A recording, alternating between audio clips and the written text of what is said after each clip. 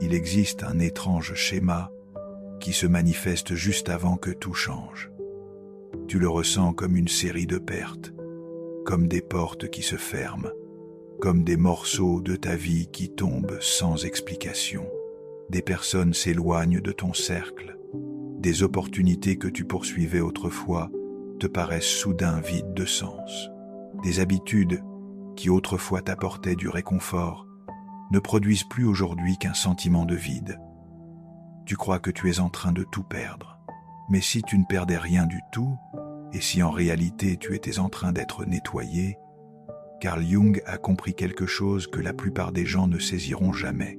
Il a reconnu qu'avant que la psyché puisse intégrer quelque chose de nouveau, elle doit d'abord se défaire de ce qu'elle a dépassé, pas à travers un bouleversement violent, mais par une dissolution naturelle. Comme un serpent qui mue et abandonne une peau qui ne lui va plus, ou comme un arbre qui laisse tomber des feuilles qu'il ne peut plus nourrir.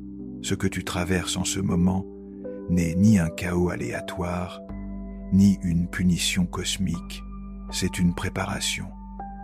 L'univers est en train de retirer tout ce qui t'empêcherait de reconnaître et de recevoir ce qui arrive. Chaque perte crée de l'espace, chaque fin dégage le terrain, chaque personne qui s'en va libère une place destinée à quelqu'un d'autre. Dans cette exploration, tu vas découvrir pourquoi certaines relations doivent absolument se terminer avant que la bonne puisse commencer, pourquoi ton énergie doit être récupérée avant de pouvoir être partagée avec quelqu'un qui en est digne, pourquoi l'univers démonte systématiquement ce qui bloque la connexion que ton âme cherche depuis si longtemps. À la fin, tu comprendras que ce qui ressemblait à une destruction était en réalité une construction, que ce qui paraissait être de l'abandon était en fait de la protection, que chaque retrait était un acte de précision divine, en train de dégager la voie pour quelque chose que tu n'aurais pas pu recevoir tant que tu t'accrochais à ce qui devait partir. Explorons l'architecture invisible de la préparation et pourquoi l'univers enlève toujours les blocages avant d'apporter le miracle. L'univers commence son processus de nettoyage là où les dégâts sont les plus profonds. Il commence par retirer les personnes qui ont lentement vidé ta force vitale, si progressivement que tu as fini par ne plus remarquer l'épuisement. Il ne s'agit pas toujours de personnes manifestement toxiques. C'est l'ami qui n'appelle que lorsqu'il a besoin de quelque chose, le membre de ta famille dont la présence te laisse vider, le collègue qui sape subtilement ta confiance. Jung parlait de vampirisme psychique, sans aucune connotation surnaturelle. Il comprenait que certaines relations fonctionnent sur un déséquilibre énergétique où une personne se nourrit inconsciemment de la vitalité, de l'optimisme ou de l'attention de l'autre. Ces liens ne nourrissent pas, ils l'extraient, et l'univers ne peut pas t'apporter quelque chose de nourrissant tant que tu es encore dévoré par quelque chose qui t'épuise. Tu peux remarquer que ce retrait se produit de manière naturelle, presque banale. L'ami qui cesse de répondre à tes messages, le membre de la famille toxique dont tu te sens soudain assez fort pour prendre de la distance, la relation épuisante qui se termine enfin, sans drame, dans une compréhension silencieuse et mutuelle que son cycle est arrivé à son terme. Ce n'est pas de la cruauté, c'est de la libération. Ce qui rend cette phase si déstabilisante, c'est que tu ne réalises souvent l'ampleur de ce que ces liens te coûtaient que lorsqu'ils ont disparu. Tu as normalisé l'épuisement, la sensation de marcher sur des œufs, le travail émotionnel constant de devoir gérer la dysfonction de quelqu'un d'autre. L'univers voit ce que tu ne vois plus. Tu essaies de verser depuis une coupe que ces personnes ne cessent de vider. Avant que la bonne personne ne puisse arriver, tu as besoin de récupérer ton énergie. Tu dois te rappeler ce que ça fait d'être plein, plutôt que vidé, donner à partir du trop-plein et non de l'obligation, te connecter par désir et non par devoir ou par culpabilité. L'univers orchestre ce retrait avec une précision chirurgicale. Parfois, cela se produit via des circonstances extérieures. La personne qui te draine déménage, change de travail ou s'éloigne naturellement de ta vie. D'autres fois, cela se produit via une transformation intérieure. Tu trouves soudain la force d'établir des limites que tu évitais depuis des années, ou tu perds simplement la capacité de prétendre que la relation fonctionne alors qu'il est clair qu'elle ne fonctionne plus. Pendant cette phase, tu peux te sentir coupable. On t'a conditionné à croire que la loyauté signifie accepter les mauvais traitements, que l'amour implique de tolérer le manque de respect, que la gentillesse exige de te laisser utiliser. L'univers retire ces croyances fausses en même temps que les relations qu'elles ont permis de maintenir. Tu apprends que la vraie loyauté commence envers toi-même, que le véritable amour inclut l'amour de soi, que la véritable gentillesse ne demande pas le sacrifice de soi. Ces leçons paraissent dures au début, comme si tu devenais froid ou égoïste, mais en réalité, tu deviens entier. L'espace que ces personnes laissent derrière, elle semble d'abord vide. Tu peux être tenté de le remplir rapidement avec quelqu'un de nouveau, n'importe qui, juste pour éviter cette sensation inconnue d'avoir de la place pour respirer. Résiste à cette tentation. L'univers crée de l'espace pour une raison. Honore le vide. Il ne durera pas éternellement. Ce premier retrait t'apprend à reconnaître ta propre valeur, à comprendre que ton temps, ton énergie et ta présence sont des ressources précieuses qui doivent être partagées consciemment et non distribuées sans discernement. À savoir, distinguer une connexion qui t'enrichit d'une connexion qui te vide. Lorsque l'univers termine cette phase de nettoyage, tu remarques quelque chose de remarquable. Tu as davantage de clarté mentale, plus de disponibilité émotionnelle, plus d'énergie pour ce qui compte réellement pour toi. Tu n'es plus épuisé par des relations qui ne te donnent rien en retour. Tu es prêt à donner et à recevoir en parts égales.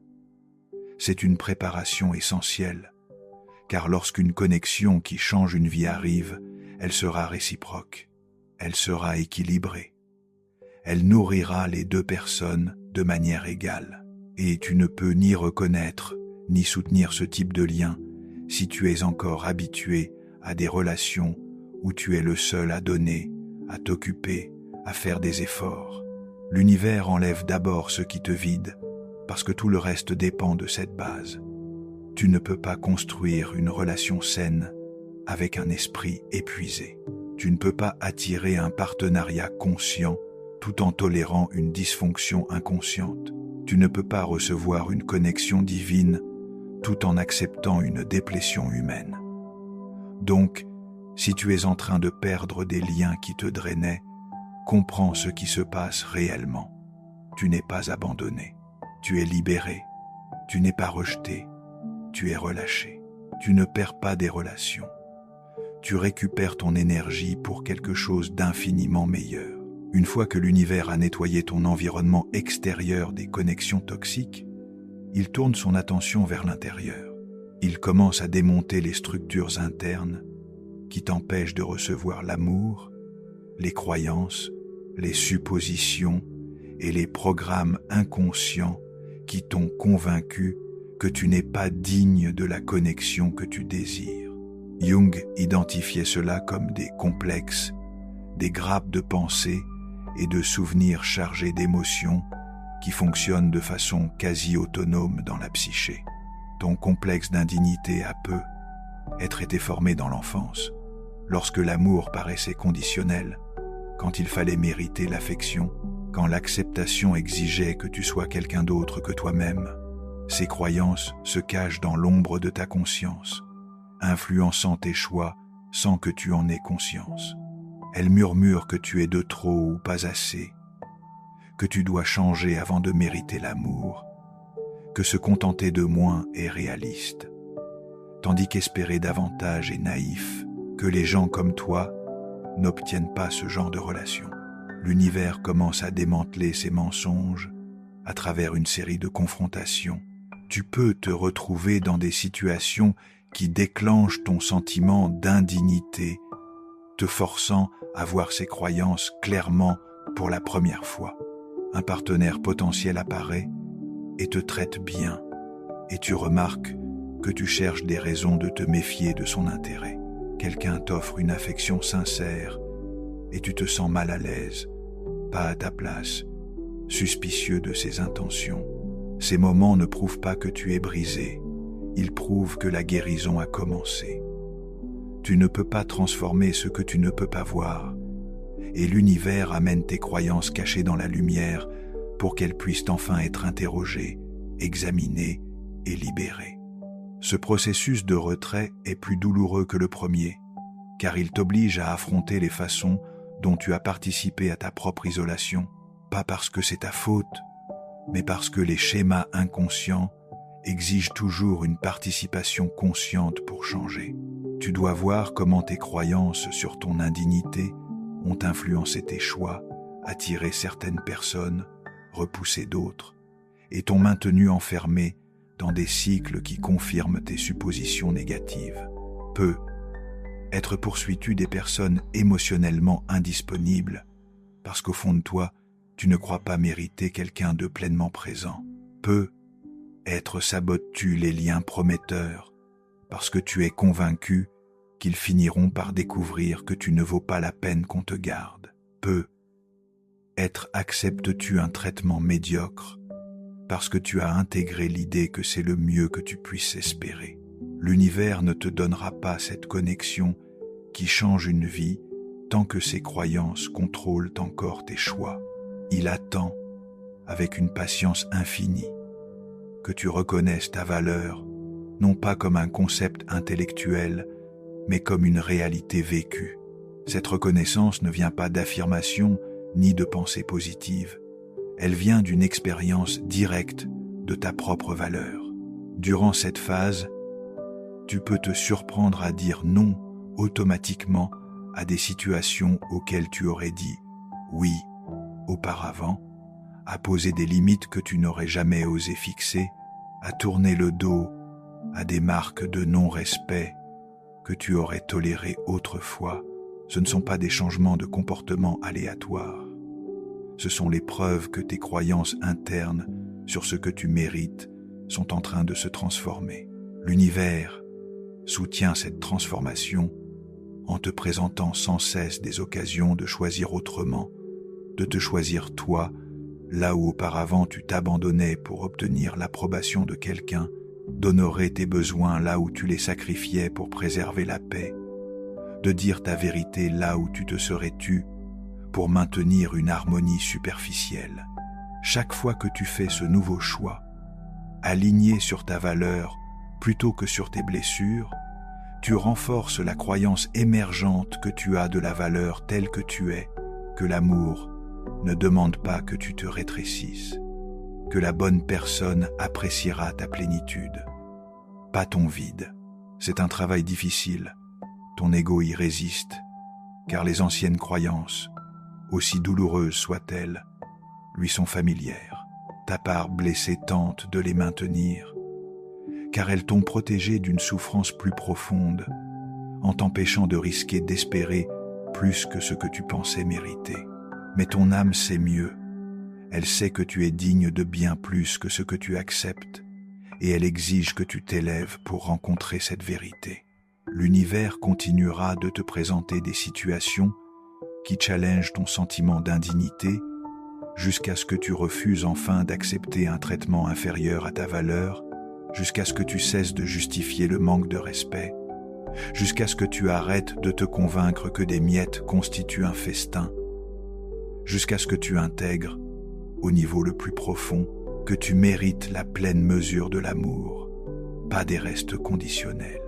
Lorsque ce système de croyances se transforme, tout change, tu cesses d'attirer des personnes qui confirment ton indignité parce que tu as arrêté de diffuser cette fréquence.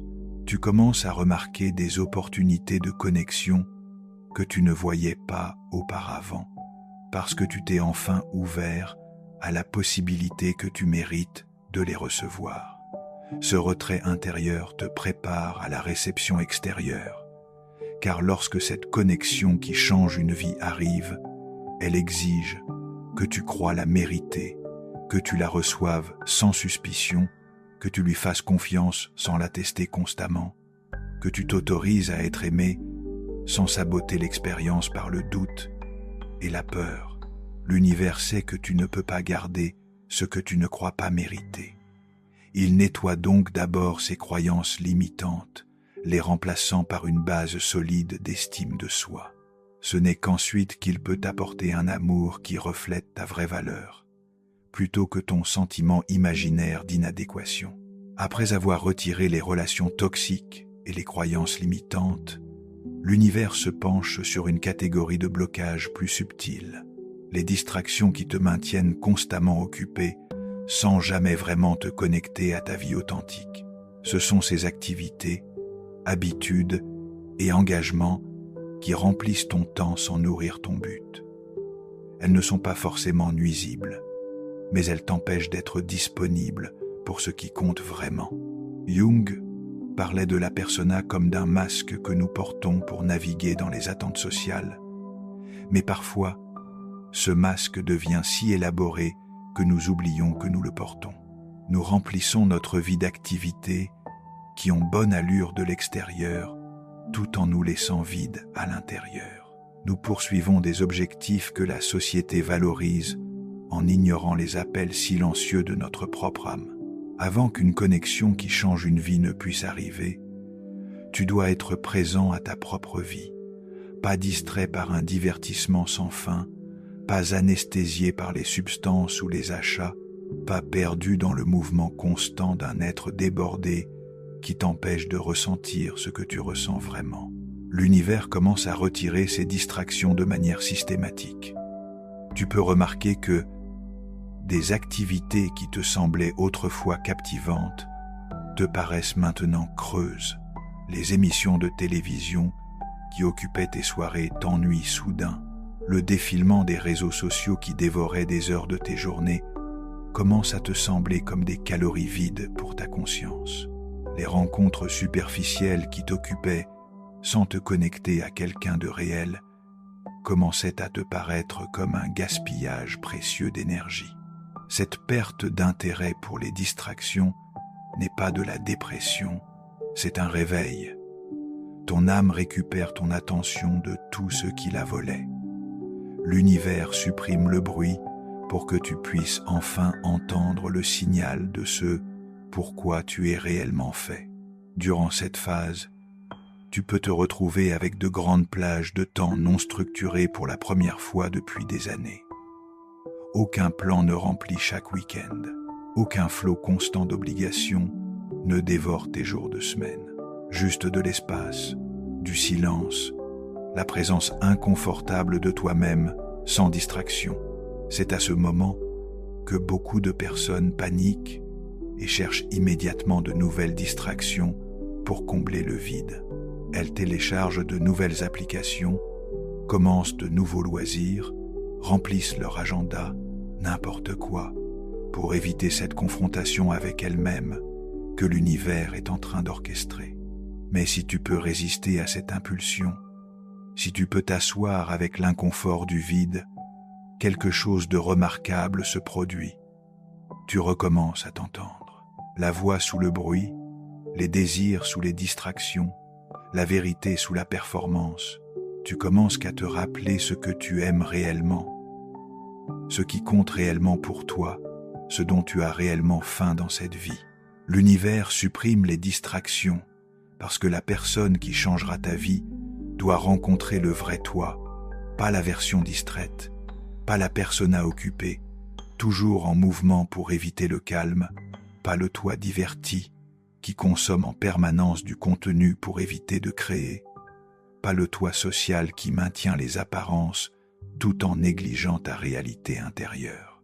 Cette personne doit rencontrer celui ou celle qui apparaît lorsque les distractions chutent, celle ou celui qui sait ce qu'il veut parce qu'il a passé du temps à écouter ses propres désirs qui a cultivé une richesse intérieure parce qu'il a cessé de remplir chaque instant de stimulation extérieure, qui peut être présent parce qu'il a pratiqué la présence dans la solitude. Ce retrait sert aussi un autre but.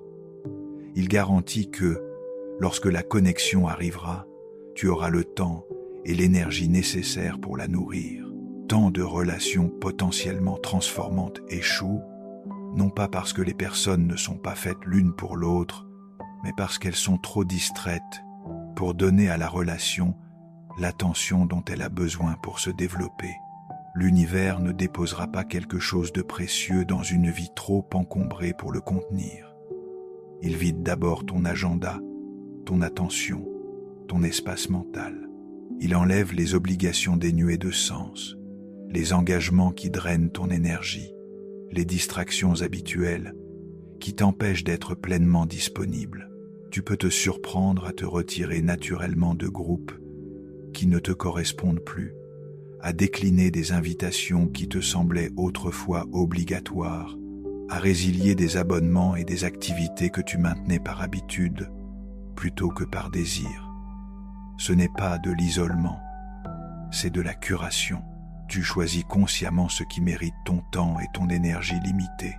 Dans l'espace ainsi créé, tu recommences à te reconnecter à des parts de toi que tu avais négligées. Peut-être te remettais-tu à lire après des années passées, à simplement faire défiler un écran. Peut-être reviens-tu à des activités créatives que tu avais abandonnées quand la vie est devenue trop chargée. Peut-être passes-tu tout simplement du temps dans la nature, dans le silence, dans une solitude nourrissante qui permet à ton monde intérieur de s'épanouir.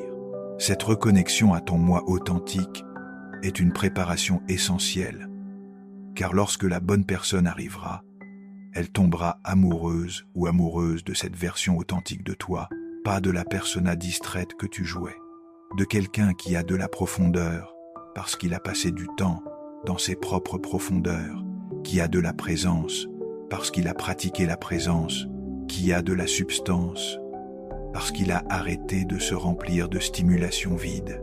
Le retrait des distractions t'apprend ce qui te soutient réellement par opposition à ce qui ne fait que t'occuper, ce qui nourrit ton esprit par opposition à ce qui l'engourdit, ce qui élargit ta conscience par opposition à ce qui la rétrécit, dans de petites boucles de répétition sans signification. Quand ce nettoyage est terminé, tu émerges comme quelqu'un capable d'une véritable attention, capable d'être présent à une autre personne, sans que ton esprit vagabonde constamment vers la prochaine distraction, capable de conversations profondes parce que tu as appris à en avoir avec toi-même, capable de connexion authentique parce que tu t'es reconnecté à ta propre authenticité. Une fois que l'univers a retiré les personnes toxiques, les croyances limitantes et les distractions dénuées de sens, il s'attaque être au blocage le plus tenace de tous, ton attachement à la manière et au moment où ta connexion déterminante devrait arriver. Cet attachement fonctionne comme une forme de contrôle, une tentative de dicter ses conditions à l'univers, selon les préférences de l'ego plutôt que selon la maturité de l'âme. Jung comprenait que l'agenda de l'ego est souvent en conflit avec la sagesse du soi. L'ego veut la sécurité, la prévisibilité, le contrôle. Il veut des garanties avant de risquer la vulnérabilité. Il veut que la relation arrive sur un calendrier précis qui ait du sens selon ses plans. Mais le soi, ce principe d'organisation plus profond de la psyché, obéit à une intelligence d'un tout autre ordre. Tu peux reconnaître cet attachement à travers la façon dont tu rejoues mentalement la manière dont tu vas rencontrer quelqu'un. Le scénario détaillé de la première rencontre parfaite, des circonstances idéales, de l'histoire romantique que tu raconteras un jour. Bien que ces rêveries paraissent inoffensives, elles créent des attentes rigides, qui t'empêchent de reconnaître l'opportunité lorsqu'elle se présente sous un emballage inattendu. L'univers commence à démanteler ses attachements en refusant systématiquement de correspondre à tes attentes précises. La personne n'apparaît pas là où tu pensais la trouver. Le délai s'étire bien au-delà de tes prévisions. Les circonstances de la rencontre ne ressemblent en rien à ton scénario soigneusement imaginé. Cela ressemble à de la déception, voire à une trahison. Mais c'est en réalité une libération. Ton attachement à des résultats spécifiques t'a empêché d'être disponible pour les opportunités réelles que l'univers te présentait.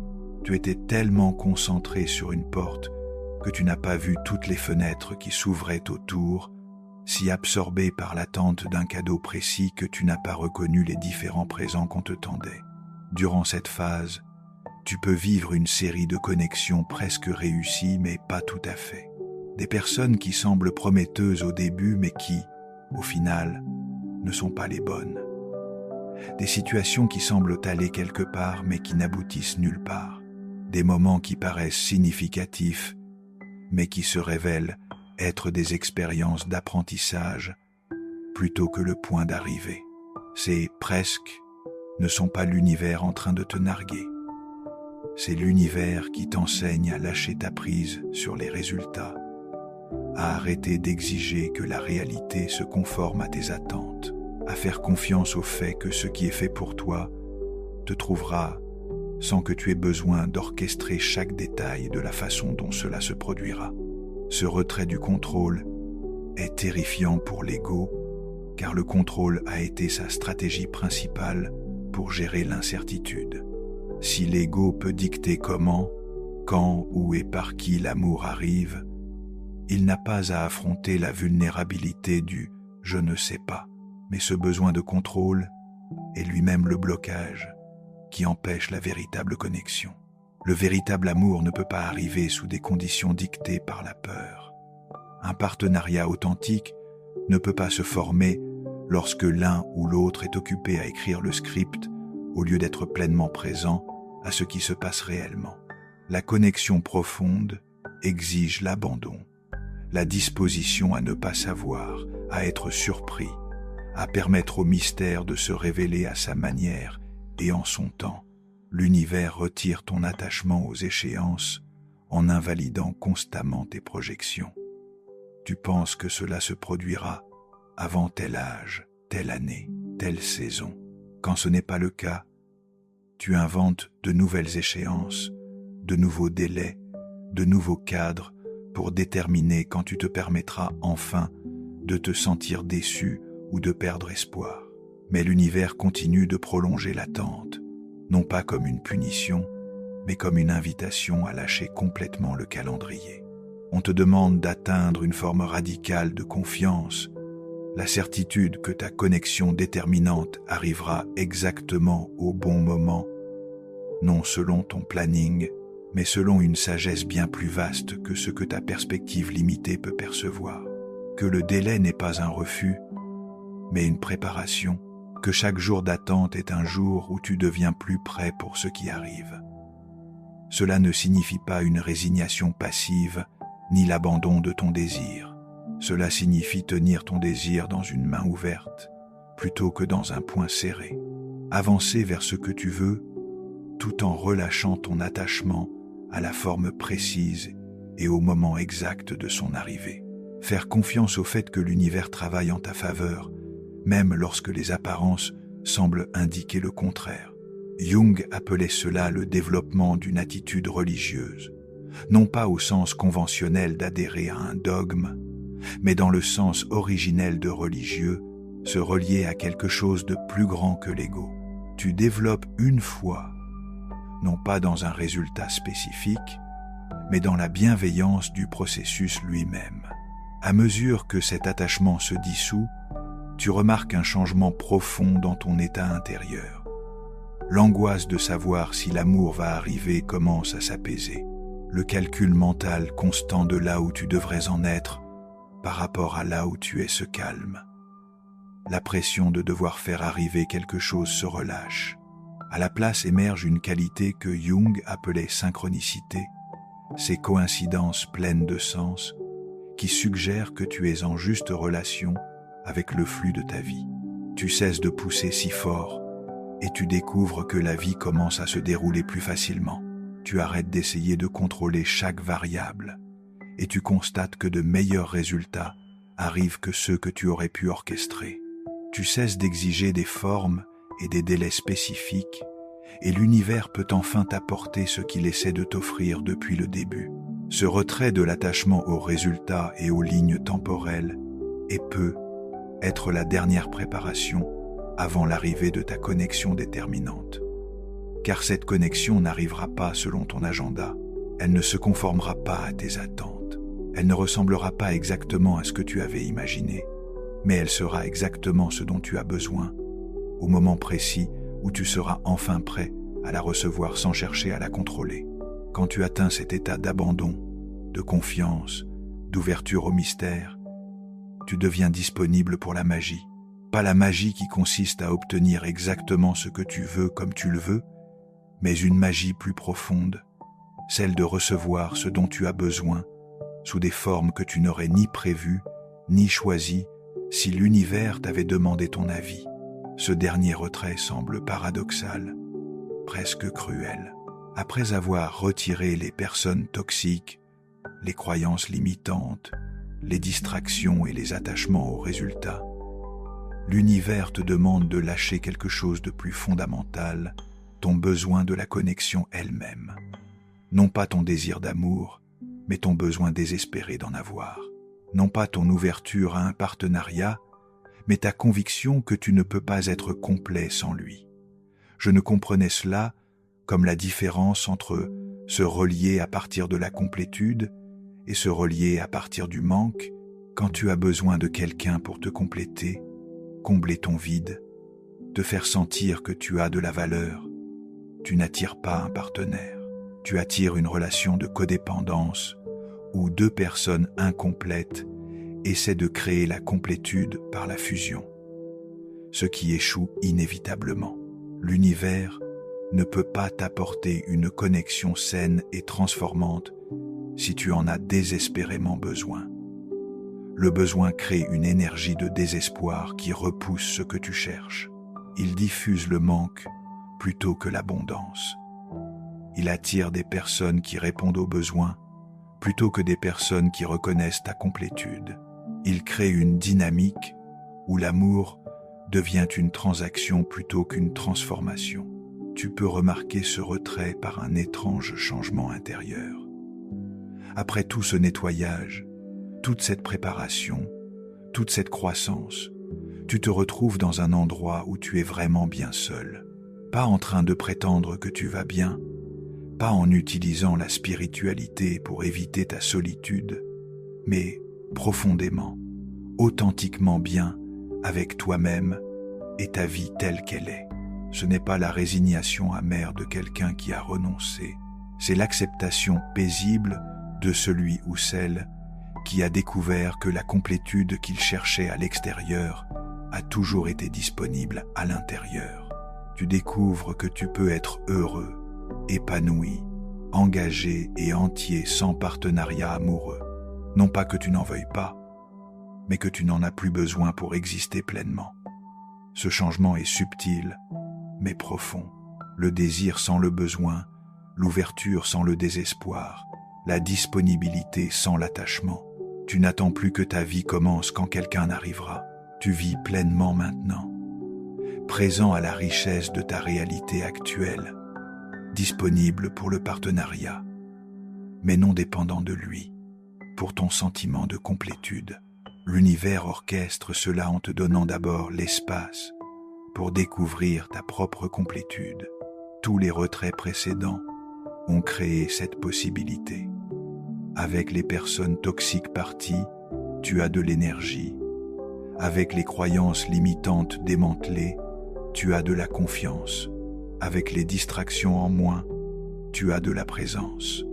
Avec les attachements relâchés, tu as de la paix. Et à partir de cette base, tu construis une vie qui te semble sincèrement satisfaisante. Tu développes des amitiés profondes. Tu poursuis un travail porteur de sens. Tu crées de la beauté. Tu apportes de la valeur. Tu t'engages pleinement dans la vie. Tu cultives des centres d'intérêt qui te passionnent, des pratiques qui te nourrissent, des routines qui te soutiennent, pas comme moyen de tuer le temps jusqu'à l'arrivée de quelqu'un, mais comme expression authentique de ton engagement envers le fait de vivre. Ce n'est pas se contenter d'une vie sans amour romantique, c'est refuser de se contenter d'une vie en suspens, dans l'attente que l'amour t'autorise à vivre pleinement. C'est reconnaître que ta vie se déroule maintenant, pas dans un futur hypothétique où tu auras enfin un partenaire, et que ce moment présent mérite ta participation totale, quel que soit ton statut relationnel.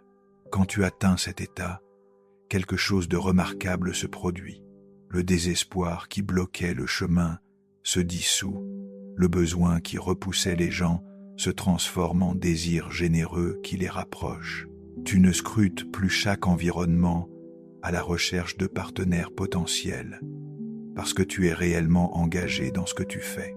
Tu n'analyses plus chaque interaction à la recherche de potentiel romantique, car tu es présent à la valeur intrinsèque de la connexion humaine, sans arrière-pensée. Et c'est précisément à ce moment que l'univers peut enfin t'apporter ce pourquoi il te préparait depuis le début. La personne qui arrive à ce stade rencontre quelqu'un de fondamentalement différent de celui ou celle que tu étais lorsque le processus de nettoyage a commencé. Elle ne rencontre pas quelqu'un qui a besoin d'être sauvé, mais quelqu'un qui propose un partenariat. Pas quelqu'un en quête d'être complété, mais quelqu'un qui invite à une communion entre deux êtres entiers. Pas quelqu'un qui joue un rôle pour être acceptable, mais quelqu'un qui se montre tel qu'il est vraiment. C'est ce que Jung appelait la conjunctio, le mariage sacré qui ne peut se produire qu'entre deux êtres individués. Non pas la fusion de deux moitiés en un tout, mais l'union de deux êtres complets, qui créent ensemble quelque chose de plus grand que chacun ne pourrait créer seul. C'est cette connexion déterminante que l'univers prépare pour toi, et elle ne pouvait arriver qu'après que tu n'aies plus besoin d'elle pour te sentir complet. Le retrait du besoin est le dernier nettoyage, parce qu'il élimine le dernier obstacle entre toi et l'amour véritable. Le besoin crée une anxiété qui empêche la présence. Il génère des attentes qui empêchent l'acceptation. Il fabrique une pression qui empêche le déploiement organique d'une connexion authentique. Ce n'est que lorsque tu n'as plus besoin de l'amour que tu peux vraiment le recevoir. Lorsque tous les blocages ont été retirés, lorsque le nettoyage est complet, lorsque tu as été préparé à travers perte après perte, qui était en secret gain après gain, quelque chose se modifie dans le tissu même de ta réalité. L'univers change de fréquence. Des opportunités apparaissent là où il n'y avait que des portes fermées. La connexion se manifeste là où il n'y avait que de l'isolement. Et la personne arrive, mais elle n'arrive pas comme tu l'avais imaginé. Il n'y a pas d'éclair, pas d'intensité écrasante, pas de reconnaissance dramatique qui arrêterait le temps. À la place, il y a quelque chose de plus silencieux et de bien plus profond, un sentiment d'évidence, de facilité, de retour à la maison vers quelque chose dont tu ignorais qu'il te manquait. Jung appellerait cela l'expérience du soi qui se reconnaît dans l'autre. Non pas la projection, non pas l'idéalisation, non pas l'enflure d'ego de rencontrer quelqu'un qui semble compléter tes parties manquantes, mais la reconnaissance calme de quelqu'un qui reflète ta complétude, qui correspond à ta profondeur, qui vibre à la même fréquence de conscience que toi. La différence entre cette connexion et les précédentes est impossible à manquer. Tu n'as pas besoin de te convaincre que c'est la bonne personne. Pas de gymnastique mentale pour ignorer les signaux d'alarme. Pas d'effort pour fabriquer de la chimie ou forcer la compatibilité. C'est juste là, simplement, évidemment, paisiblement. Tu peux être entièrement toi-même sans te censurer, sans jouer, sans gérer l'image qu'il ou elle a de toi. Les masques que tu as mis des années à construire tombent en sa présence, non pas parce que tu décides consciemment de les enlever, mais parce qu'il devient impossible de les maintenir. Tu ne peux pas faire semblant avec quelqu'un qui te voit aussi clairement. Tu ne peux qu'être vrai. Cette personne accueille ta complexité au lieu d'en être menacée. Elle accueille ta profondeur au lieu de te demander de rester en surface. Elle rencontre ton intensité au lieu de te demander de la diminuer. Elle accompagne ta croissance au lieu de la ressentir comme une menace. Elle enrichit ta vie au lieu de la compléter. La connexion se développe sans le drame et le chaos qui caractérisait tes anciennes relations. Pas de cycle constant de conflits et de réconciliation. Pas de manipulation émotionnelle ni de jeu psychologique. Pas de dynamique chaud-froid qui te garde accroché grâce à l'imprévisibilité. Juste une présence constante, une communication honnête, un respect mutuel et une intimité qui s'approfondit. Cela peut d'ailleurs te sembler étrange au début. Si tu as l'habitude de confondre intensité et intimité, tumulte et passion, anxiété et amour, la paix d'une connexion authentique peut te paraître trop calme, trop stable, presque ennuyeuse. Ton système nerveux, conditionné par des années de drame relationnel, peut ne pas reconnaître l'amour sain, parce que l'amour sain ne déclenche pas tes réponses traumatiques. Mais si tu restes présent, si tu ne fuis pas vers le chaos familier, si tu te permets de recevoir ce pourquoi tu t'es préparé, tu découvres que le véritable amour n'est pas ennuyeux, il est nourrissant, durable, évolutif. Il ne te vide pas, il t'enrichit, il ne te diminue pas, il t'agrandit, il n'exige pas que tu t'abandonnes, il t'invite à devenir encore plus toi-même.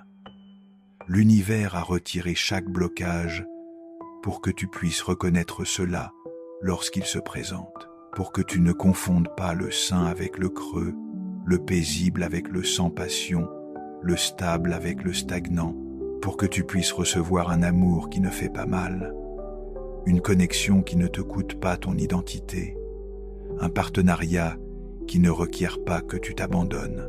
Chaque personne qui est partie a fait de la place pour celle-ci. Chaque croyance qui s'est dissoute a laissé plus d'espace pour cette reconnaissance. Chaque distraction tombée a créé la présence nécessaire à cette connexion. Chaque attachement lâché t'a préparé à cette arrivée dans l'abandon. Chaque besoin transformé t'a libéré pour vraiment recevoir ce qui t'est offert. C'est ce que l'univers faisait depuis le début, à travers chaque perte qui te paraissait être une destruction. Il dégageait le chemin, supprimait les obstacles, éliminait les blocages, te préparer à ce moment de reconnaissance où l'amour pourra enfin être reçu par quelqu'un qui n'en a plus désespérément besoin, mais qui le désire véritablement. L'arrivée de cette connexion qui change une vie n'est pas la fin du voyage. C'est le début d'une nouvelle phase où tu dois intégrer tout ce que tu as appris durant le nettoyage. Tu dois vivre à partir de cet espace dégagé au lieu de le remplir à nouveau avec d'anciens schémas. Tu dois maintenir le travail intérieur qui t'a préparé au lieu de l'abandonner maintenant que tu as ce que tu voulais. C'est ici que beaucoup de personnes trébuchent. Elles rencontrent leur personne après toute la préparation, puis, lentement, inconsciemment, elles commencent à réimporter leurs vieux comportements dans la relation. Les schémas toxiques qu'elles avaient nettoyés refont surface. Les croyances limitantes qu'elles avaient démantelées se reconstruisent. Les distractions qu'elles avaient laissées revenir se glissent à nouveau dans leur vie. Les attachements qu'elles avaient lâchés reprennent le contrôle. La complétude qu'elles avaient atteinte se délite à nouveau en besoin. L'univers observe attentivement cette phase. Il a investi une énergie immense pour retirer tes blocages, enlever tes obstacles, te préparer au partenariat conscient. Mais il ne peut pas te forcer à maintenir ce qu'il t'a donné. Tu dois choisir, instant après instant, d'honorer le travail qui a été fait, de vivre selon les leçons que tu as apprises, d'incarner la conscience que tu as atteinte. Cela signifie reconnaître lorsque tes anciens schémas se déclenchent et choisir autrement. Quand tes blessures d'indignité te poussent à accepter moins que ce que tu mérites, tu te rappelles ta valeur et tu exprimes clairement tes besoins. Quand tes impulsions de contrôle veulent dicter la manière dont la relation doit évoluer, tu pratiques l'abandon et la confiance. Quand ta peur de l'abandon t'incite à t'agripper, tu reviens à ta complétude et tu maintiens une interdépendance saine. Cela signifie continuer le travail intérieur, même si tu as maintenant une validation extérieure. Garder ta pratique de méditation, ta thérapie, ton journal, tes moments de solitude, tes activités créatives, tes pratiques spirituelles, non pas pour attirer quelqu'un, mais parce que ces pratiques soutiennent ta conscience et te gardent connecté à ton être authentique. Cela signifie ne pas te perdre dans la relation, préserver les amitiés, les intérêts et les activités individuelles qui te nourrissent, honorer la solitude que l'univers t'a appris à apprécier, maintenir les limites que tu as appris à poser, conserver le respect de toi-même que tu as cultivé, ne pas te dissoudre dans l'autre, mais rester distinct tout en choisissant la proximité. Jung mettait en garde contre la tentation de projeter ton ombre sur ton partenaire, de voir en lui des aspects de toi que tu n'as pas intégrés. L'univers a nettoyé une partie de tes projections pendant la préparation, mais elles peuvent revenir si tu n'y prêtes pas attention. Tu dois rester conscient de ton propre matériel psychique et refuser de rendre ton partenaire responsable de ta guérison, de ton bonheur ou de ta complétude. Cette phase d'intégration t'oblige à rassembler deux vérités qui semblent paradoxales. Tu es complet seul et tu es enrichi à deux. Tu n'as pas besoin de l'autre et tu le désires profondément. Tu peux survivre sans lui et tu choisis de construire avec lui. Tu es entier par toi-même et tu es élargi en partenariat. Vivre ce paradoxe t'évite à la fois la dépendance qui détruit les relations et la distance qui empêche l'intimité. Tu restes toi-même tout en t'ouvrant à l'union. Tu maintiens ton centre tout en créant un espace partagé. Tu honores ton individualité tout en construisant quelque chose qui la transcende. La relation qui émerge de cette base devient un véhicule de croissance, continue plutôt qu'un point final où la croissance s'arrête. Chacun soutient l'évolution de l'autre, célèbre son développement et le challenge à continuer de devenir encore plus lui-même. La connexion s'approfondit non pas par la fusion, mais parce que deux êtres entiers choisissent chaque jour de partager leur complétude. C'est le but ultime de tout ce nettoyage orchestré par l'univers. Pas seulement pour t'aider à trouver quelqu'un, mais pour te préparer à soutenir le type de relation qui sert à plus haute évolution et contribue à l'éveil collectif de la conscience. Une relation qui ne freine pas ton développement mais l'accélère, qui ne te diminue pas mais t'amplifie, qui ne te complète pas mais célèbre ta complétude. En regardant en arrière depuis ce lieu d'intégration, tu comprends enfin la sagesse de tout ce qui t'a été retiré. Chaque personne qui est partie te protégeait d'un futur qui t'aurait maintenu petit. Chaque croyance qui s'est dissoute t'a libéré d'une prison dont tu ignorais l'existence. Chaque distraction tombait à libérer de la place pour une présence que tu ne pensais pas possible. Chaque attachement relâché t'a préparé à un abandon que tu ne savais pas nécessaire. Chaque besoin transformé t'a permis de recevoir ce que tu ne savais pas bloquer. L'univers ne t'a jamais puni. Il te préparait. Il ne t'a pas fait attendre au hasard. Il t'a préparé avec précision. Il ne retenait pas ce que tu voulais.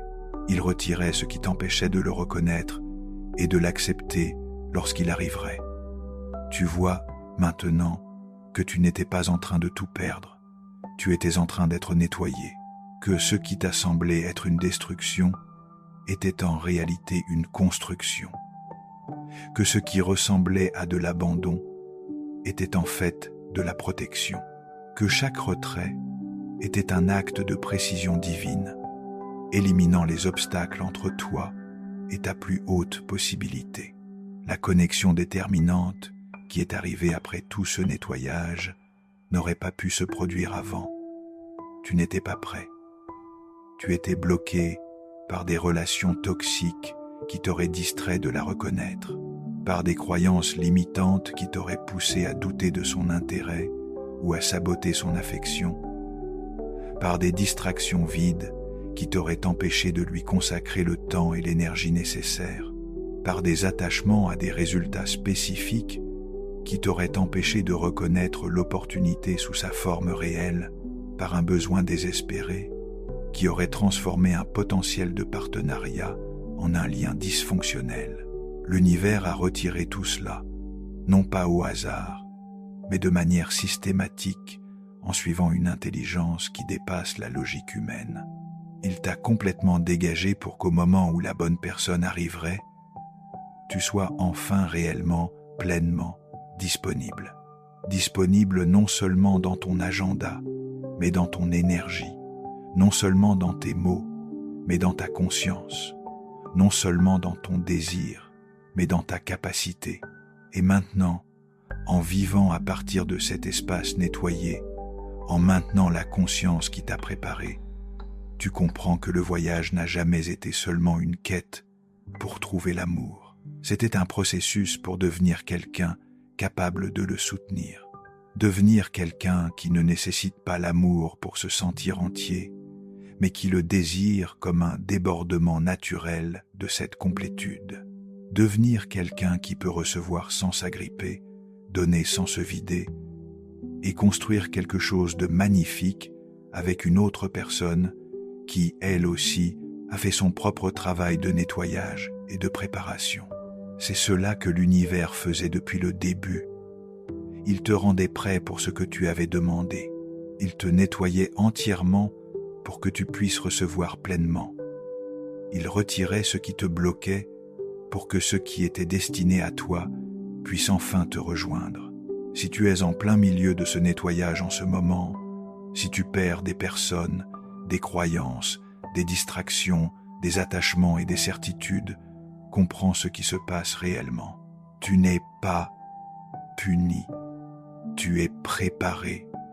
On ne te refuse pas quelque chose, on te nettoie. Tu ne recules pas, on te positionne pour le mouvement en avant le plus significatif de ta vie. Fais confiance au retrait, honore les pertes, laisse le nettoyage se faire. Tout ce qui s'en va fait de la place pour quelque chose de meilleur. Chaque personne qui part libère une place destinée à quelqu'un d'autre. Chaque fin rend possible un commencement que tu ne peux pas encore imaginer, mais que tu finiras par reconnaître comme exactement ce dont tu avais besoin. L'univers enlève ce qui te bloque, non pas pour te laisser vide, mais pour te préparer à être rempli. Non pas pour te garder seul, mais pour te rendre prêt pour le type de connexion qui changera tout.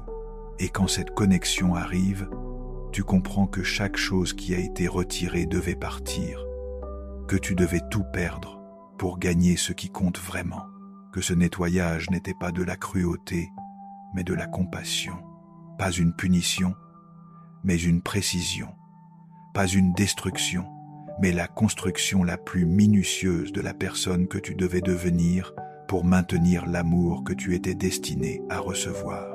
Si cela a résonné en toi, si tu t'es reconnu dans ce parcours de nettoyage et de préparation, partage ton expérience dans les commentaires ci-dessous. Quel retrait a été le plus difficile à accepter pour toi? Quel blocage l'univers a-t-il retiré que tu as d'abord pris pour une perte, mais que tu as ensuite reconnu comme une libération? Ton histoire peut être exactement ce dont quelqu'un d'autre a besoin pour faire confiance à son propre processus de nettoyage. Et si tu as trouvé de la valeur dans cette exploration, de la manière dont l'univers nous prépare à une connexion qui change une vie, abonne-toi à cette chaîne pour davantage de plongées profondes dans les dimensions psychologiques et spirituelles des relations, de la croissance et du chemin pour devenir pleinement toi-même.